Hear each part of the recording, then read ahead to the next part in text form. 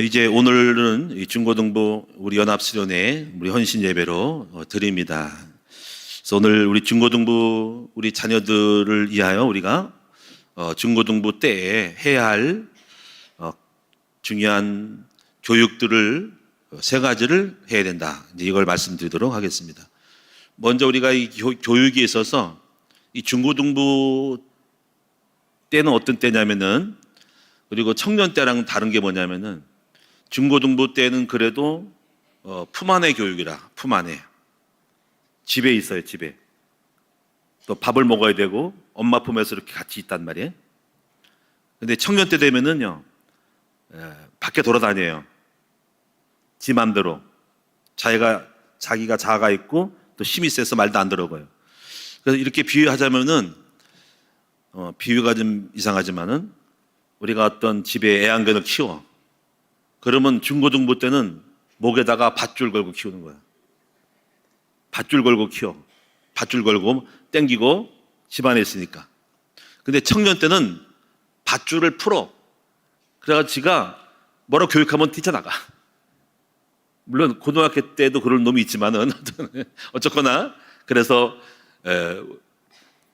중학교 고등학교 때가 어떻게 보면 집안에 있을 때의 교육에 큰 기회가 된다라고 생각을 합니다. 그래서 제대로 된 교육을 해야 되는데, 어떤 간에 이렇게 해서 우리 아이들이 크면서 어른이 됩니다. 어른이 될 때 차이가 있지만은 세 가지 방향으로, 결과로 나타나게 되어 있어요. 첫째가 뭐냐면 방황하는 사람. 이 방황한다고 하는 것은 시간을 낭비하고, 이렇게 뭔가가 계속 이렇게 나무를 심었더니 자꾸 그 나무 땅에다가 정착이 안 돼가지고 다른 땅에다가 뽑아서 또 심고, 그러면 이제 그 과도기가 있어요. 거기서 정착하기까지 뿌리가 내리기까지 뽑히다 보면 뿌리가 잘려지고서 또 부실부실해져. 그러다가 또 옮겨. 그러다가 1년이고 5년이고 10년이고 세월이 가는 거야. 그러면 이제 세월은 한정되어 있어서 세월아 낭비하다가 이제 어떤 어리석은 시간만 까먹으면서 별 볼 일 없는 인생을 살 수가 있어요. 이게 첫 번째 이 문제를 해결해야 됩니다. 그래서 방황하는 문제를 해결해야 한다는 거예요. 우리가 방황을 한다는 것은, 교회도 뭘 모르면 방황을 해요. 그래서 교회가 온 거 다녀요. 뭔가를 모르니까 계속 교회를 해도 안 돼요. 또 다른 데 가서 또 시작하고 또 개척하고 또 시작하고. 그러니까 세월이 저는 이제 7년을 갔단 말이에요. 인생도 우리 아이들이 앞으로 뭔가를 모르면 그렇게 됩니다. 두 번째 부분은 뭘 하긴 하는데 실속이 없어. 실속이. 세월이 가서 30세가 되고 40세가 되고 이게 실속이 없이지, 뭔가 이렇게 뭘 하긴 하는데 특별하게 어떤 좋은 결과가 없어. 뭐 결혼을 해도 실속 없는 결혼을 하게 되고, 사업을 해도 뭐 실속이 없어. 이 문제를 해결해야 돼요. 이것이 뭘까? 이 교육을 해야 됩니다. 세 번째는요, 세 번째 우리 어른들을 봤을 때, 여러분들이 우리 청소년 자라서 어떻게 만들어지면 무능해지죠. 무능해져서 별로 이렇게 가난하게 살아요. 무능해서 가난하게 살아요. 이게 이제 문제란 말이죠. 그래서 이런 부분들이 결국 어른 돼서 보면은 무능해져 있어. 뭔가 능력이 없고 실속이 없고, 그러다 보니까 또 이제 일할 때가 지나가고 나이가 들고 퇴직하게 되고, 이제 가난함으로 이제 또 노후가 중년 이후가 악순환하는 것이죠. 허덕이면서 살아가는 것이죠.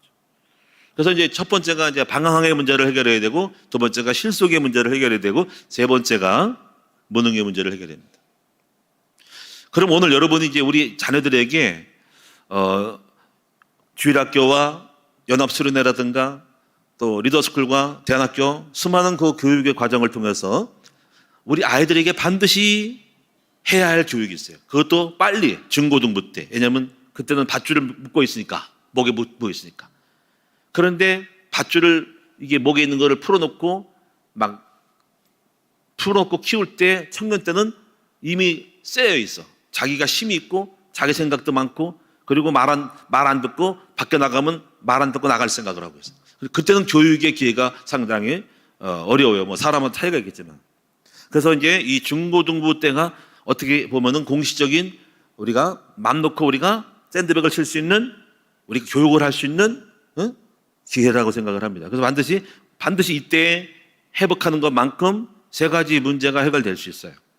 그래서 오늘 여러분이 이제 방황의 문제를 첫째로 해결하려면은 가장 먼저 가르쳐야 될 것이 무엇이냐면 바로 첫째, 자아 정체감을 형성해야 돼요. 자아 정체감 형성. 원래 이제 뭐 심리학들도 뭐 이제 정체기와 뭐 이렇게 자기 정체성에 대한 거를 뭐 여러 가지 많은 뭐 에릭슨 교육이나 여러 가지 나오지만은 하여튼 뭐그 사람들이 말았다고 해서 하는 것은 아니고 실제로 저도 청소년기를 겪었고 여러분도 겪지만은 이제 청소년 때는 뭘 몰라요. 뭐가 뭔지 몰라. 왜 살아야 될지 인생이 뭔지를 모른단 말이야. 그러다가 이제 어느 날 철이 든단 말이야. 철이 들어.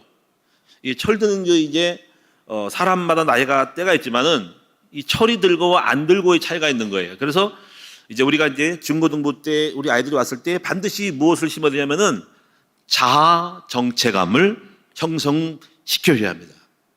이걸 복음적 자아 정체감을 형성시켜야 돼요. 세상적인 자아 정체감 말고 복음적 자아 정체감을 형성해야 됩니다. 이 자아감이 형성이 안 되면 방황을 합니다.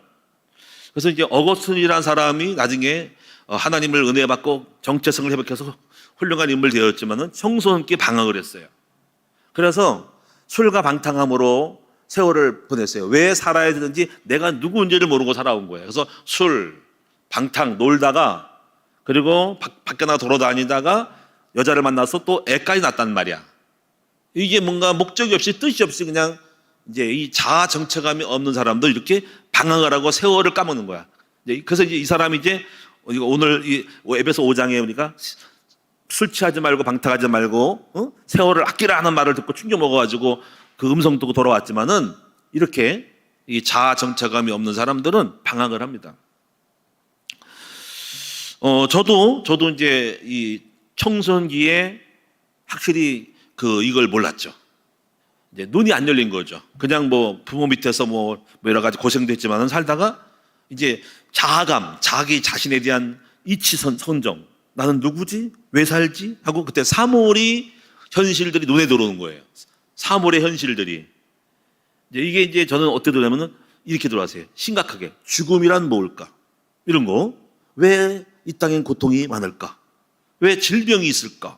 이렇게 삶에 대한 질문을 하게 된단 말이죠. 이것이 좋은 건데요. 이것이 바로 자아 정체감에 대한 질문이거든요. 이걸 찾으면은 답이 있는 거고 못 찾으면 이제 떨어지는 거죠. 그래서 이제 참고로 보면은 빨리 어릴 때부터 이 정체감에 대해서 눈을 뜬 사람이 지혜로워지는 것이죠. 그래서 이제 잠언서에 보시면은요, 자녀들을 데리고 다닐 때 어떤 뭐 결혼식이라든가 뭐 축제 자리는 뭐 갈 수 있겠지만 그거보다도 가장 반드시 데려가야 될 것이 무엇이냐면 장례식장이라는 거죠. 초상집에 데려가는 거, 초상집에. 그럼 여러분, 무슨 뭐 목사는 어릴 때 무슨 애들을 무슨 뭐 기분 나쁘게 무슨 영향을 받으려고 흑암 들어가려고 초상집 들어간 그렇게 생각하면 안 됩니다. 물론 아직 어릴 때는 그러시지만은 적어도 초등학교 때 뭐 지나고 나면 반드시 오늘 여러분이 초상집에 아이들을 데리고 다녀야 된다. 왜 그럴까요? 이 철없는 이 아이가 세상은 마냥 좋은 줄만 알았는데 아이고 하고 죽음 앞에 슬퍼하고 사람이 왜 죽을까? 천국이 뭐 지옥 나오고 막 나오고 여러 가지 영생에 나오고 목사 설교 들으면은 인생에 대한 거를 딱 나온단 말이에요. 이런 것들이 하루아침에 안 되겠지만 그런 것들을 인지가 되고 각인이 되면서 어느 날 좀 빨리 누구보다도 빨리 삶의 고통을 깨닫고 왜 살아야 될까라고 생각하는 것이죠. 그때 이제 거기에 대해서 왜 살아야 되는가라고 하는 질문 앞에서 답을 찾게 되고 뭔가 진리를 찾게 되잖아요. 그렇죠? 그래서 이게 깨달은 사람이 성인이 되는 건데요. 뭐 참고로 석가모니 시달타는 왕궁에 살다가 밖에서 나와 보니까 왕궁에서의 그 호화로움보다는 밖에 나와서 가난하고 못 살고 천하고 학대받고 고통당하는 그 수많은 사람들을 보고 이 사람은 철이 드는 거야. 그래서 이 깨달음으로 그 삶의 현장을 보고 인생의 고난과 고통을 보고 이게 만들어지고 깨달아진 이야기들이 선포된 것이 이 불교란 말이지. 그러니까 우리가 이제 그 사람에 대한 불교가 나쁘다 말하는 것이 아니고 뭐 이렇게 되는 사람들 같은 경우에도 삶의 진실한 질문 앞에서 그렇게 철학적으로 뭔가를 총탈했다는 이야기를 하고 싶은 거죠. 저는 그래서 이제 이런 질문을 하면서 제가 겪은 거니까 무슨 뭐 어디서 무슨 뭐 주워 들은 게 아니고 전 실제로 겪은 거니까 사람은 왜 죽지? 왜 가난하지? 저는 어릴 때 죽음을 맛봤거든요. 어릴 때부터 제가 뭐 초등학교 들어가기 전부터 저는 죽음을 맛봤고요. 그리고 질병도 맛봤고요. 가난도 맛봤고 이렇게 맛봤기 때문에 삶에 대해서 늘 저는 삶은 햇빛만 있는 게 아니라 해석이다 이렇게 생각해요. 해석. 비가 온다. 뭔가 슬프다. 우울하다. 그래서 늘 생각했어요. 인생은 무엇이지? 왜 살아야 되지? 이제 이렇게 하고 있다가 어느 날 제가 어머니 무덤에 딱 강원도에 갔다가 거기서 터져버렸어. 그 어머니 무덤 속에 갔더니 과거의 일들이 그 역사 스토리가 주마등처럼 쫙 풀어지는 거예요. 어머니의 옛날 이야기, 스토리. 그전 잊어먹고 있던 것들이 어느 날 한눈에 딱 전체가 보여지면서 아, 우리 어머니가 어떻게 인생을 사셨을까? 제가 4살 때 돌아가셨으니까. 그러니까 이렇게 이제 그거 보면서 삶에 대한 것이 딱 온 거죠. 그래가 제가 하여튼 거기에 대한 답은 못 얻었죠. 교회를 안 갔으니까. 그래서 제가 이제 못 찾았어요. 그래서 정신적인 문제가 왔어요. 어지럽고 문제를 안 풀렸어요. 생각을 많이 하니까 생각 속에 빠져서 제가 이제 얼마나 고통스러운지 뭔가 안 풀렴. 또 이 해오리 바람 있잖아요. 이렇게 막 꼬이듯이 하다가 갈 길이 없어. 그러다가 머리를 벽에다가 팍 박으면서 막 꽝꽝 부딪히다가 이렇게 됐었어요. 피가 막 나오고 그랬어요. 미치게 하는 거야. 왜 살아야 되지? 왜 이게 무슨 문제? 답이 없는 거야. 가르쳐주는 사람도 없으니까. 그러다가 제가 이제 드디어 제가 그냥 어떤 습관처럼 생각하는 것이 절에 들어가야 되겠다. 스님이 돼야 되겠다라고 생각해요. 이제 그런 찰나에 제가 교회를 다니게 됐죠. 그 과정은 좀 설명했으니까. 그래서 교회를 다니면서 인생의 문제가 풀리기 시작했죠. 다시 말하면은 왜 사람이 죽고 이따가는 왜 고통과 눈물이 있는지에 대하여 교회를 다니면서 배웠다 이거지. 그리고 하나님 아버지를 만났다 이거지. 하나님 아버지를 만나면서 정체성을 얻게 되었어요. 근데 이 정체성에 대해서 지금 제가 말하고자 하는 정체성을 처음부터 다 얻지는 않았고 제가 처음에는 2가지 정도를 제가 얻었어요. 첫째는 제사함이 제사. 제가 예수 믿고 나서 이렇게 말씀하더라고요. 늘 그 당시에 뭐 보혈의 찬송을 많이 부르니까 늘 그게 많으세요. 구주의 십자가 보혈 막 죄 씻음 받기 원하니 뭐 천배 막 이렇게 하니까는 늘 교회 다니면 이게 보혈 찬송을 많이 불러가지고 이 죄에 대하여 죄에서 뭐 자유를 얻게 하고 뭐 이런 거 나오니까는 거기에 대해서 알았어요. 아, 내가 예수 그리스도를 믿으면은 내 조상님의 죄, 원죄와 자범죄가 다 끝난다. 근데 이 부분이 무슨 얘기냐면요. 어떤 의미가 있냐면요. 나는 다시는 결코 정죄함이 없는 망할 수 없는 자라는 것들에 대한 거를 정체를 가지라는 거죠. 무슨 얘기 아시겠죠? 근데 왜냐하면 이게 사람은 나는 망할 거야. 난 벌 받을 거야. 난 우리 조상님들이 이렇게 해가지고 난 망할 것 같아. 안 될 거야. 내가 되는 일이 되겠어? 내 운명과 팔자가 내 꼬였지. 나도 우리 아버지처럼 이렇게 되고 저렇게 되고 우리 가난해지고 질병 걸리고 죽겠지. 이런 것들에 대해서 내가 해방을 얻었다는 거죠. 이게 첫 번째 정체성, 자아 정체성의 첫 번째가 그래서 제일 먼저 심을 것이 뭐냐면은 죄에서 자유를, 죄와 저주가 나는 끝났다 하는, 다시는 멸망하지 않는다. 우리 부모님의 그 대물림과 저주와 가난과 고통을 나는 더 이상 안 받는다. X. 이게 첫 번째 정체성이에요. 이게 저는 그 믿음으로 그걸 받았어요. 두 번째 부분은 뭐냐면요. 나는 하나님의 자녀다. 그래서 하나님이 아버지가 나의 아버지가 되신다. 나를 축복하실 것이다 라고 하는 것을 알았어요. 이게 두 번째 정체성입니다. 자, 제가 이제 그 이후에 제가 계속 깨달은 것은 내 안에 성령님이 계시고 영원토록 나와 함께 하신다. 그래서 로마서에서 확증되기를 또 뭐냐면 하나님은 나를 사랑하기 때문에 축복하려고 작정했기 때문에 내가 어떤 실수를 하고 부족해도 합력하여 선을 이룬다. 또 하나님은 절대로 나를 버리지 않고 어떤 존재도 나를 건드릴 수가 없다. 아들 예수를 보내신 하나님께서 나를 절대로 버리지 않는다라는 이 로마서 8장 27절 31절의 말씀이 떠올라서 우리 하나님은 나를 포기하지 않는구나. 이걸 깨달았어요. 그래서 견고하고 든든하죠. 아버지의 사랑이 나와 함께하니 그 누가 나를 끊을 수 있으리요 하는 이거를 로마서에서 말씀하고 있는 거죠. 그래서 오늘 여러분이 좀 더 보충하자면은요. 나는 누구냐 할 때 나는 하나님의 영광을 드러낼 사람이다. 그 다음에 또 나는 누구냐? 나는 주의 용사요, 주의 군사다. 나는 주의 종이다. 이런 정체성이 생기는 거죠. 할렐루야. 이런 정체성이 저 안에 계속적으로 세팅이 되는 거예요. 세팅.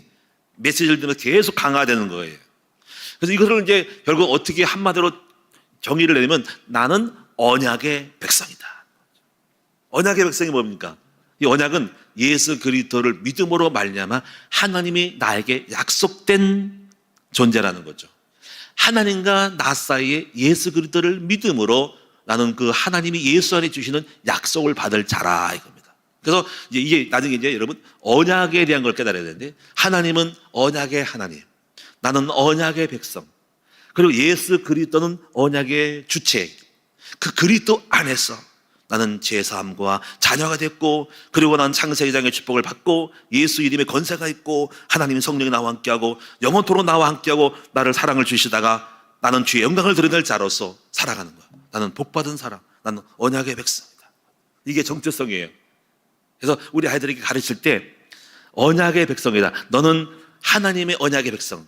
너는 모든 언약의 내용이 제사함과 자녀됨과 성령의 보혜사, 성령의 내주와 예수 그리스도 이름의 권세로 기도에 응답받게 되고 흑암목을 꺾으시는 권세가 있고 아무도 너를 건드릴 수 없으며 너는 주의 영광을 드러낼 자라.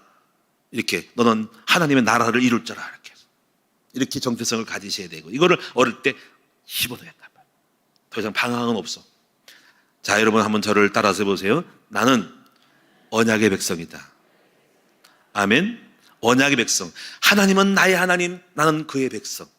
나는 그분의 백성, 나는 그분의 자녀. 나는 복받을 하나님의 백성이다. 할렐루야. 딱 가는 거야 이제. 이러면 이제 끝난 거야. 방황이 끝난 거야. 더 이상 다른 데 또 심고 뭐 불교를 갈 것도 없고 다른 데 나무를 심을 것도 없어. 나무 보고 말해서 뿌리 내린 거야. 딱 끝났어. 근데 그때부터 저는요 방황이 끝났어요. 이제 예수 그리스도 안에서 이제 뿌리를 내리면서 계속 간 거야. 자, 이제 두 번째 부분은 청소년 때 형성될 두 번째가 무엇일까요? 아까 실속이 없었다 그랬죠. 실속 없는 삶. 나이가 들어 실속이 없어. 이것은 이렇게 잡아야 돼. 바로 가치관을 형성시켜야 돼. 가치관. 여러분 가치관이죠. 가치관. 가치가 뭡니까? 가치관. 가치관이라는 것은 좋은 것과 나쁜 것을 분별하는 능력. 이게 지식이죠. 지식은 참지식이라는 것은 뭐냐면 올바른 것과 올바르지 않은 것, 이를 분별하는 것이 선과 악을 분별하는 것이 지식이에요. 그리고 이것은 그런 분별을 낼 수 있는 그 자세한 디테일하게 또 그런 연결되는 많은 것들을 배우는 것이 지혜라고 하는 거예요. 그래서 여러분이 무조건 어떤 건 나쁘고 좋다보다 좀 더 좋은 거, 나쁜 것도 있지만 더 나쁜 거 이렇게 뭔가 할 때 지혜가 되는 것이죠. 그래서 여러분이 이렇게 이 가치관을 심어줘야 해요. 가치관. 우리 아이들에게 무엇이 나쁜 거고 무엇이 좋은 것인지. 이런 가치를 가르칠 때 성경에서 가르치는 가치를 배워야 됩니다. 이 가치를 모르면 모든 걸 많은 것들을 보화를 잃어버려요. 축복을 잃어버려요. 그래서 실속이 없어. 가치를 모르면 실속 없이 세월만 까먹는 거예요. 어떤 상인이 아프리카를 갔는데 아프리카의 어떤 무용을 하러 갔는데 어느 집에 마을에 들렀는데 그 집에 그 선반위에 반짝반짝하는 돌덩어리가 있어가지고 물어봤습니다. 주인장, 저기 선반위에 저 반짝거리는 돌덩이는 무엇입니까? 그랬더니 저거요? 우리 아들이 저 산에 가서 주워온 것인데 그냥 장난감 같아요. 그냥 아들이 이렇게 좋아해가지고 선반에 올려놨어요. 그래요? 그러면 제가 좋은 장난감을 줄 테니까 저 돌을 저한테 주겠어요? 아마 아들도 좋아할 거예요.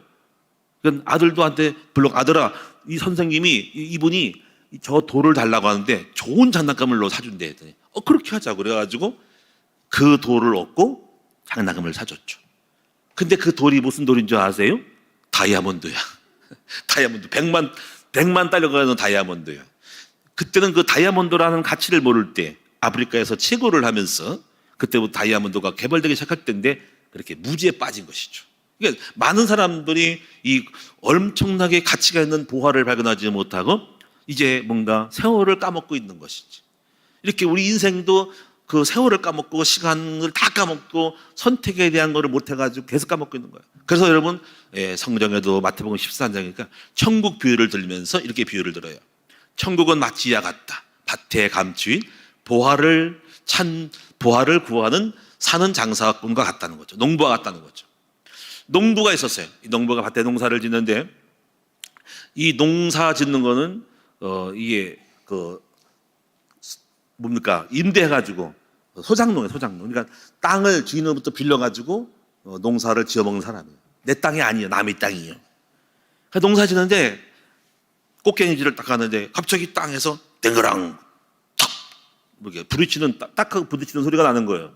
그래서 왜 이게 돌멩이가 있나 하고 이렇게 파헤쳤더니 그 안에 어떤 괴짝이 있는 거예요. 괴짝. 그래서 이 괴짝이 뭘까? 이게 뭐가? 무슨 이상하다 하고 열어봤더니 거기 엄청난 보석이 잔뜩 들어있는 거예요. 그래서 가슴이 두근두근 하겠죠? 그래서 얼른 덮어버렸어. 보통 이제 가슴이 뛰어. 하루 종일 일이 안 돼. 근데 그 땅 안에 있으니까 그 땅 주인이 거겠죠. 그렇죠?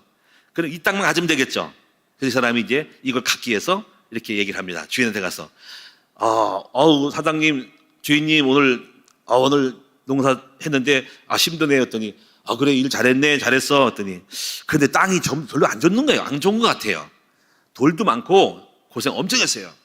근데 뭐 우리 밥 먹고 살아야 되니까 그 사장님 혹시 이 땅 팔 생각 없어요? 했더니 내가 값은 쳐줄게요. 어차피 이거 우리 농사 평소 지어먹으니까 이거 좀 살 테니까 좋게 쳐줄 테니까 했더니 사장이 그 좋게 쳐준다는 말이 동해가지고 그래 얼마 줄때 그러니까 사장님이 얼마 원해요 했더니 내가 여러분 1,000만 원 원해요. 내가 1,500 드릴게 했더니 이거 대박이네 해가지고 얼른 팔아버렸어. 근데 이 사람은 이제 그렇게 말 듣고 다음 언제까지 돈 1,500을 주겠다. 어떻게 했을 것 같아요? 집안에 있는 거 다 보석, 폐물 당신 가져온 거 다 가져와. TV도 팔고 냉장고도 팔고 다 팔아가지고 금은보석 다 팔아가지고 또 어디서 꼬아가지고 1,500만 원 만들어서 돈을 주고 땅을 계약서 다 받았어. 왜 그렇게 했을까요? 그 땅에 뭐가 있어요? 보물이 있어. 그 보물은 누구 거예요? 땅 주인의 거, 땅 주인 건. 이게 농부의 밭에 감추인 농부의 비유인데 마치 청곤이와 같이 바로 예수 그리스도를 믿으면 바로 그리스도 안에 있는 엄청난 이 축복을 발견한 가치를 깨닫고 내 인생의 모든 것을 투자하여서 바로 복음을 산다라는 것이 비유입니다. 그래서 오늘 우리 아이들에게 영적인 이 하늘나라의 가치와 땅의 가치를 알려주고 너가 하늘에 속한 보화를 캐낼 줄 아는 사람이 되어야 한다는 것을 알려줘야 돼요. 이것이 바로 교육이고 가치교육이라는 가치관 교육이라는 가치관 교육. 그러니까 끊임없이 푸시를 해줘야 한다는 것이죠. 그래서 잠언서를 보면은 뭐뭐보다 더 나음 이런 굉장히 비교하는 것이 많다. 미련한 자는 어리석은 자는 지혜로운 사람 이렇게 나오면서 가치 교육을 하고 있거든요. 여러분 잠언서 교육을 우리 애들에게 많이 해주므로 가치 교육을 해줘요. 그 중에서 하나가 제가 들어온 게 뭐냐면 잠언서 17장 1절에 보면은 이렇게 있습니다. 우리가 가산이 많고 육식을 고기를 엄청나게 많이 먹는 가산이 많고 산의 진미를 먹어도 맨날 싸우는 것보다는 여러분이 마른 떡 한 조각만 먹어도 합평하는 것이 더 낫다라는 말씀이 있거든요. 이건 성경의 이게 지혜, 가치 교육입니다. 돈을 아무리 많아도 부부싸움하고 맨날 피 터지게 싸우는 것보다는 좀 돈을 좀 적게 벌어도 평화롭게 부부 사이 가정생활을 속에서 행복하게 사는 것이 더 낫다라는 조금 더 낫다라는 거예요. 그러니까 이것도 좋지만 돈 많이 버는 거 좋지만 그래도 더 나은 것은 이거다라는 그 가치에 이게 높임을 주는 거란 말이에요. 그래서 여러분 잠언서 보면 이거보다 이게 더 낫다는 거, 이 가치 교육을 해줘야 됩니다. 그래서 오늘 우리가 아이들에게 심어야 될 가치들이 무엇일까요? 첫째, 예배의 가치. 이거 어떻게 심어야 됩니다. 두 번째는 기도의 가치, 말씀의 가치. 다 가르쳤지만 하여튼 우리 어른들도 계시기 때문에 계속 이런 가치를 전달해야 됩니다. 계속 설교는 가치 전달이에요. 전도와 선교의 가치, 헌신의 가치, 제자가 되는 가치, 또 11조의 첫 열매의 가치, 가정예배의 가치 이런 거 제가 계속 푸시하죠. 가정예배가 왜 중요한지. 또 주의 종의 가치. 여러분 저는요, 여러분 이 가치 교육은 보여주고 모델로 삼아줘야 돼요. 말을 해서는 잘 안 들어가요. 그래서 부모님이 주일날을 만났을 때, 맞이했을 때, 어린 초등학생들이 있을 때, 이제, 예를 들면 이제, 뭐 낚시를 간다 그래, 주일날. 그러면 이제, 아버지가 이렇게 말해야죠. 얘들아, 오늘은 주일이다. 아무리 가고 싶어도 예배도 드리고 가야 된다. 이렇게 심어야 되지, 그지? 이렇게 하는 사람의 아버지가 있고, 그래, 날씨도 좋은데, 우리 이때 고기 잘 잡히겠다. 가자! 주일은 뭐 맨날 드리는 건데. 이러면 아이들 속에는 뭐가 있을 거예요? 자기의 유익을 위해서는 주일을 빼먹어도 좋다는 가치가 생길 수 있죠. 주일 무시, 그리고 놀러 가는 거. 근데 아버지가 철저히 무슨 소리야? 우리는 아무리 좋은 일이 있어도 놀러 가는 일이 중요한 게 아니야. 먼저 아버지께 하나님께 나와 예배 드리고 가야 돼. 아이들 속에 뭐가 심어져요? 이 주일 성수가 굉장히 중요한 거라는 것을 아버지가 눈을 부릅뜨고 그냥 확 엄숙하게 말하니까 아이들 속에 뭐가 심습니까? 주일 성수의 중요성에 대한 가치를 심는 거죠. 여러분, 이 가치라고 하는 것은 말도 하지만 보여줘야 돼, 삶으로. 저는 이제 저도 이제 목회자니까는 우리 자녀들 가운데 이제 목회자가 나왔잖아, 그렇지?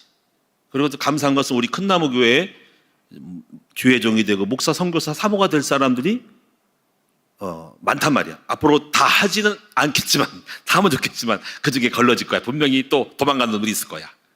근데 하여튼 간에 걸러지겠지만 어쨌거나 이렇게 주회종이 되겠다라고 하는 것이 나온다는 좋은 거예요, 나쁜 거예요? 왜 그렇게 됐을 것 같아? 그래서 제가 만약에 이렇게 늘 얘기를 했어요. 얘들아, 목사는 할 것이 못 된단다. 가난하고 배고프고 고생 죽도록 한단다. 이거를 내가 어릴 때부터 아이들에게 심었어. 그럼 이동조 목사가 목사 안 됐을 거야. 그쵸? 이동진도 안 했을 거야. 하긴 자기도 뭐 이렇게 아버지가 아무리 좋게 해도 할까 말까 그랬었는데. 무슨 얘기냐면 이렇게 따라왔다는 것은 뭐냐면 가치 교육이 됐다는 거죠. 그리고 우리 아이들도 우리 목사님이니까 목사님이 최고 같아요. 우리 목사님 훌륭해 보여. 야, 목회자는 믿음이 최고 좋은 사람이야. 자꾸 심어야 돼. 그리고 목회자는 절대로 굶어 죽지 않는다. 해야 돼. 이렇게 만약에 목사님은 가난하다. 배고파도 죽을 수 있다. 도래받아 죽을 수도 있다. 그러면 아무도 목사가 될 사람은 없어. 여러분들은 이렇게 생각하면 안 되는 거예요. 목사는 최고다. 주의종이 최고다. 그리고 하나님의 최고 영적 지도자다. 믿음 제일 좋은 사람이 주의종이다. 하나님의 주의종은 책임다. 이사야 65장 보니까는 다른 사람은 굶어도 주의종은 안 굶게 한다. 야, 이 말에 자부심을 느껴야 돼. 여러분은 굶을 수 있어도 난 안 굶겨. 여러분 목마르도 나는 가라하지 않아. 여러분들은 매를 맞아도 안 맞거든. 이게 주의종의 특징이에요. 약 올리죠? 약 올리죠? 그럼 목회해. 우리 아이들은요, 최고 좋은 것이 누구예요? 목사님이라는 거지. 할렐루야.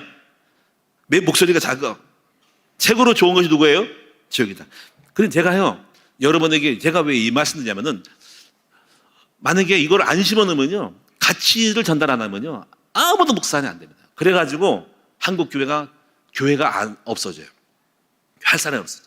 이미 지금도 많이 줄었는데요. 근데 우리 교회는 안 그런 거예요. 다시 말하면 우리가 뭐 가정 예배든 11조든 제자가 되든 뭐 성경을 읽게 하든 여러분 새벽 기도를 시키든 간에 가장 중요한 것은 가치를 심어야 한다는 거지. 이런 가치, 좋은 가치, 이거 크게 말하면 하늘의 가치와 땅의 가치. 하늘의 보화를 쌓아둬라. 땅에 사지 마라. 그거는 녹슬어 버린다. 그래서 계속 주님은 가치를 주는 거예요. 가치. 그러니까 이렇게 가치 교육을 통해서 우리 아이들에게 이걸 좋은 것을 심을 때 반드시 그 가치는 오늘날 삶에 있어서 결과로 나옵니다. 제가요 가장 잘한 것이 뭐냐면 예수 믿는 것이 가장 잘한 것이고 더 잘한 것이 뭐냐면은 목사 된 것이 최고 잘한 것입니다. 할렐루야. 여러분 이렇게 이 가치가 제가 심었기 때문에 결국은 내 인생의 삶의 결과물로서 실속이 있게 되는 실속. 만약에 내가 예수를 안 믿고 적당히 믿었다면은 그렇게 배웠다면 저 인생 실속이 없이 교회는 다니지만 꼬여가지고 열매 없이 그냥 헤매닥실 쓰고 있는 삶이 될지도 몰라요. 그래서 가치는 실속으로 간다. 여러분이 실속 없는 사람이 되려면은 가치를 잡지 말고 적당히 믿고 실속 있고 열매가 있고 뭔가 내용이 있게 살아가면은 참된 영적 가치를 따라가라. 주님을 따라가고 먼저 그 나라 그 일을 구하면 하나님이 여러분 삶을 가치 있게 실속 있게 만들어준다. 세 번째는요. 우리 청소년들 때 심어야 될 세 번째 어떤 교육은 뭐냐면요. 자신감 형성을 해요. 자신감. 여러분, 이 자신감이 뭐냐면 자신감이 있는 사람이 성공을 해요. 자신감이 믿음이에요. 믿음이 곧 자신감입니다. 믿음은 담대함이라 하잖아요. 믿음은 바라는 것들의 실상, 보이지 않는 것들의 증거다. 여러분, 믿음이 있기 때문에 안 보여도 여러분 안 보이는데 본다는 거지. 그 자체가 바로 자신감이에요. 아무도 없으면 없는데요. 없는 데는 아무도 없으니까 안 할 거예요. 할 수 없잖아요. 근데 믿음은 자신감이라. 왜? 없어도 있다고 생각하는 거야. 될 거라고 생각하는 거야. 그게 꿈이야. 그래서 히브리서 믿음의 사람들, 믿음은 바라는 것들의 실상이니 보이지 않는 것들에 대한 믿음의 증거니, 선진들이 그래서 이로써 증거를 얻었느니라는 거예요. 그래서 믿음으로 꿈을 꾸고 믿음으로 될 것을 믿고 믿음으로 축복을 받을 것을 믿고 나아가는 것이, 그것이 자신감이죠. 자신감이 있는 사람은 꿈을 꿉니다. 없는 사람은 여러분 하지 말아야 될 핑계를 다 갖고 있어요. 인류의 발전과 교회 성장은 자신감 있는 사람들을 통해서 발전되어 왔습니다. 자신감이 있는 사람들이 한국에 왔죠. 외국 선교사들. 여러분 젊은 20몇 살 먹은 사람이 토마스 선교사가 자신감을 가지고 한국에 와서 순교당했잖아요. 자신감을 가지고 있는 프로의 사람들이 우리 언더우드 학당을 세우고 연세대를 세워서 오늘날 여러분 엄청난 이 연대 병원을 세웠잖아요. 그렇죠? 여러분 자신감 있는 사람들 때문에 역사가 바뀌고 자신감 있는 사람이 외국에 나가서 선교하는 거예요. 그래서 오늘 여러분이 우리 아이들에게 무엇을 심어야 됩니다? 자신감을 갖도록 만들어야 됩니다. 근데 이 자신감은 어떻게 만들어질 것 같아요? 여러분 마중물 아시죠? 마중물. 작은 물을 여러분이 펌프, 옛날에 우리 지금 별로 안 보이죠? 시골에 가면 있나 모르겠 지금도. 저 있었어요. 이렇게 막 동그랗게 돼가지고 물을 갖다 붓고 막 물을 쫙 한 바가지 붓고 팍 하면 물이 펑펑 나옵니다. 쭉 나옵니다. 그러면 그때부터 계속 나오는 거지. 이게 마중물이에요. 마중물이라면 작은 성공을 할 줄 알아야 돼요. 작은 성취가 또 다른 성취의 마중물이 되는 거예요. 여러분 그래서 이 다윗의 경우를 참 내가 좋아하는데 한 번의 성공은 그 다음 성공을 향한 견인이 되죠. 그래서 한 번 성공을 잘해야 돼. 바로 시편 78편에 목동생활에 성공을 했어요. 양치기로서 아주 벼잘것없는 그 소년이 양칠 때 양을 잘 친 거죠. 그래서 성실해야 되겠죠. 그때 이제 양을 칠 때 짐승이 왜 늑대가 오든지 그 당시에 뭐 사자가 오든지 누가 있었는지 모르겠지만 어떤 간에 뭐 곰이 오든지 간에 으르르 양떼를 잡아먹는단 말이에요. 근데 아우 도망가야 되겠다 아니라 이때 다윗의 마음속에 우리 양떼를 지켜야 되지 해가지고 어떻게 지킬까? 권투를 할까? 격투기를 할까? 힘이 약해가 죽을 것 같아. 그러면 이제 멀리 오는 놈들을 갖다가 뭘 던져서 쳤으면 좋겠어. 같이 맞짱 뜨면 힘이 딸려 죽을 것 같아. 그래서 머리를 쓸 때 답을 얻은 것이 바로 이제 이거 물맷돌 탁 물맷돌 위에 해서 탁 던지는 거. 그럼 정확히 맞춘 연습했겠죠. 촉촉촉. 여기다가 이 오기만 하면 여기서 딱 그냥 던지니까 여기 딱 꽂아. 급소를. 이걸 연습을 했더니 과연 적중을 해가지고 곰을 물리치고 나쁜 짐승을 물리쳐가지고 양떼를 잘 시켰단 말이야. 그러니까 생각하는 거야. 뭐 곰도 별거 아니네. 이렇게 별거 아니네. 나 이 물맷돌 하나 가지고 끝냈어. 이 자신감이 생기겠죠. 야, 이거 나도 괜찮은 목종이네. 이게 생겼죠. 근데 이제 이게 기회가 왔어. 이 자신감을 가지고 그 기술을 하나 딱 이제 전문성 있는가 기술 물맷돌 넣는 거 이거 하나만큼 끝내지 나도 대단하다.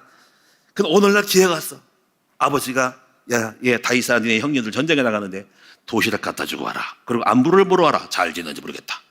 알겠습니다 아버지 하고 전쟁장 갔더니 그 전쟁터 근처에서 막 소리가 우와 하는 거예요. 그래서 어떤 목소리 큰 놈이 나오는데 야 이스라엘 개 같은 놈들아 나와봐라 나랑 싸워보자. 그러니까 다윗이 저게 뭔 소린가?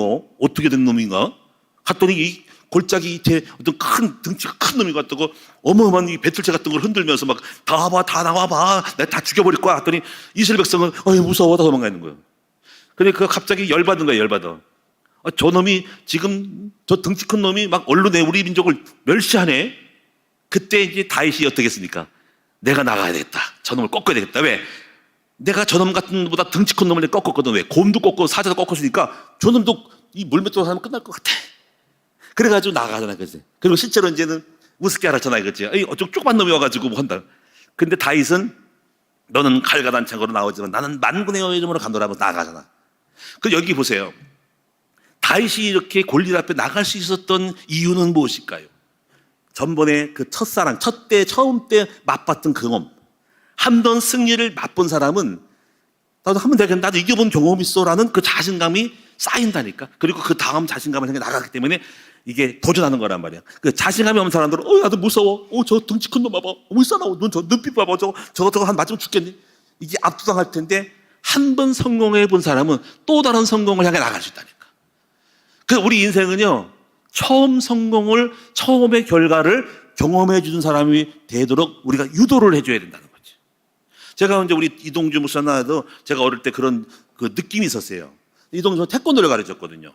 근데 태권도를 가르치니까 굉장히 자신감이 막 생기는 걸 내가 느꼈어요. 나도 발차기 잘해. 뭐 하고.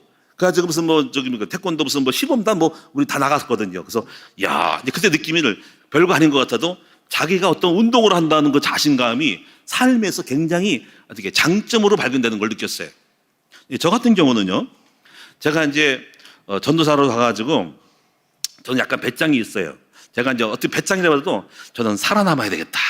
그런 게 많아가지고 전도사가 되니까 어디 가야 되는데 신학적 2학년 때 25살 때 다른 교회를 가야 되겠어요. 가가지고 서울에 있는 하곡동에 갔는데 거길 갔어요. 거기가 이제 좀 개척교회인데 무엇을 널 잘하냐 그래요. 제가 주일학교를 한다 그래요. 사실 제가 주일학교를 다녀본 경험이 없음. 저는 집사도 아닌 교회 생활도 하지 않고 신학교 다니면서 바로 전도사 한 거예요. 아무것도 없어. 설교해본 적도 없음. 근데 자신감이 있어가지고 어떻게 했냐면 거기 가가지고 아이들을 그냥 쓸어 모았지. 그냥 그 동네 하곡동에 그 복개천에 가서 애들 공도 차면서 애들 갔다가 토요일만 가가지고 하루 종일 놀아가지고 다 끌고 왔어. 교회가 부흥이 됐죠. 부흥이 돼가지고 여름 성리학교도 하고요, 성탄절 때 제가 다 해가지고 했어. 엄청나게 열정적으로 했네. 책 보고 주소 들어가지고 했는데 어떤 건 됐어. 근데요, 한 번의 그 경험이 나도 할 수 있겠다라는 경험이 되게 소중한 경험이었어요. 남들 볼 때 별거 아닌 것 같아도 제가 성공을 해본 거야. 제가 단독으로 전도사 교육도 안 받고 거기 서울에 있는 교회 가가지고 전도사로서 주일학교를 모든 행사를 다 맡고 성경학교를 하고 그 다음에 성탄절 행사를 제가 다 진행해가지고 교사들 불러다가 다 하고 했단 말이에요. 동네가 버글버글하고 엄청났어요. 교회가 주일학교가 100명 이상 나오고 주일학교가 부흥되고. 제가 그런 자신감이 생기는 것이 생겨서 이렇게 생겨서 나도 할 수 있겠다. 이거 하면 되겠구나. 그래서 어린이 전도표도 가서 공부도 하고 2년국도 배워보고 그때 당시 그랬어요. 별거 다 했습니다. 그래가지고 또 그 다음에 제가 또 다른 교회를 갔잖아요. 그러니까 제가 왜 이런 말씀 드리냐면은 제 경험이 뭐냐면 한 번의 성공에 대한 경험을 해줘야 한다는 거지. 그래서 우리 아이들에게 지금도 잘하고 있지만 어떤 아이가 악기를 하나 잘하든가 하나 운동해서 단증을 짠다든가 아니면 영어를 잘하고 중국어를 잘한다든지 뭔가 나름대로 어떤 기능을 하나씩을 통해서 나도 할 수 있는 사람이라는 그 마중물 같은 어떤 장점, 좋은 점들에 대한 승기를 잡는 어떤 힘을 하나 얻게 해야 한다는 거지. 이게 자신감의 시작이라는 거죠. 그 자신감을 역량을 자꾸 키우는 거야. 붙여서 오늘날 나는 굉장히 큰일 할 수 있어 라는 결과물을 가지고 이 자신감이 또 막 넘쳐가지고 더 큰일을 하는 거예요. 성경은요, 다윗에게 힘 있는 사람에게 힘을 더하라는 시편의 말씀이 있어요. 그래서 우리 아이들에게 이렇게 이 자신감을 꼭 심어줄 수 있도록 만들어야 한다는 거지. 자, 마지막 하나, 나중에 좀 말씀드리겠지만 교만과 자신감은 차이가 있어요. 이 교만은 자신감이 아니고 교만은 나만 옳다고 생각하고 내가 최고라고 생각하지만은 자신감은 나도 옳다는 거죠. 교만은 나만 옳다고 자신감은 나도 옳다는 거예요. 교만은 내가 최고이기 때문에 노력을 하지 않지만 자신감은 최선이라고 믿기 때문에 열심히 또 노력을 하고 공부를 합니다. 교만한 사람들은 자신의 업적을 자랑하지만 자신감을 가진 사람들은 자신의 업적이 아니라 하나님의 은혜고 하나님이 도와주셔서 되었다라고 말하는 거 차이가 있어요.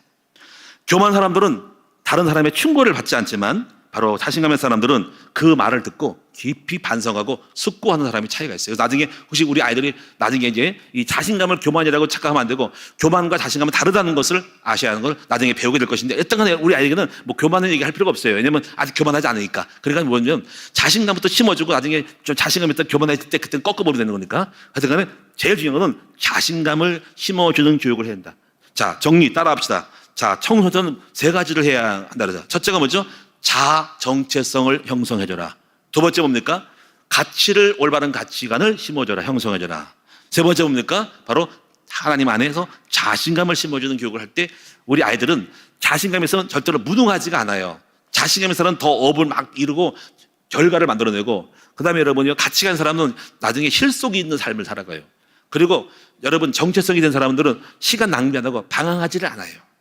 뿌리를 낸단 말이야. 이미 끝장났기 때문에, 다 물어뒀기 때문에 계속 실속 있게 계속 다른 거를 더 많이 하는데, 방황한 사람은 좀 했다가 또 말고, 다른 데 갔다가 시작했다가 또 그거 하다가 말고, 이러니까 안 되는, 색을 까먹는 거예요.